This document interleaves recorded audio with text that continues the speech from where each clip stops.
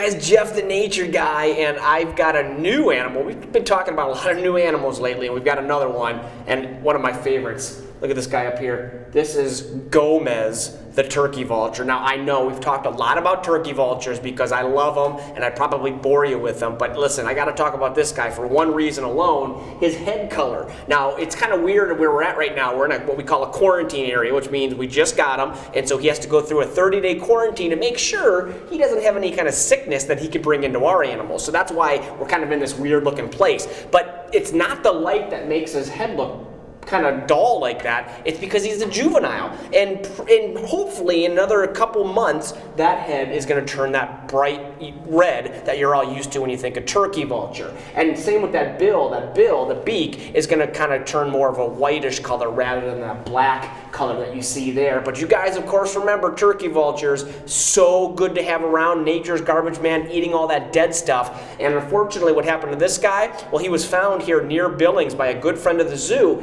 and unfortunately was hit by a car, probably on the side of the road eating something, hit by a car, and it damaged that wing. But here's the bad news. The Montana Raptor Rehab Center, the conservation center over in Bozeman, great facility. They did all they can to try to make that wing better, but sometimes there's not much you can do, and that's the case with this guy. It was unrepairable. So because of that, he just cannot fly good enough to send them back in the wild. And it's important for a turkey vulture because they're migratory. That means they head down to South America. But if you can't fly and you can't migrate, well, you're going to get stuck here in the winter and you're not going to make it. So he was deemed unreleasable, and here he is with us here at the zoo. But the great news is he's going to hang out with his buddy Lurch. That's the other turkey vulture we have, and he will be, of course, on exhibit and an education bird, we're hoping. So maybe he might actually come to your school. Kind of cool. But of course, you remember all the things I've talked about turkey vultures. Bald head keeps them clean, white legs because they, poop down their own legs to keep cool on a hot summer day.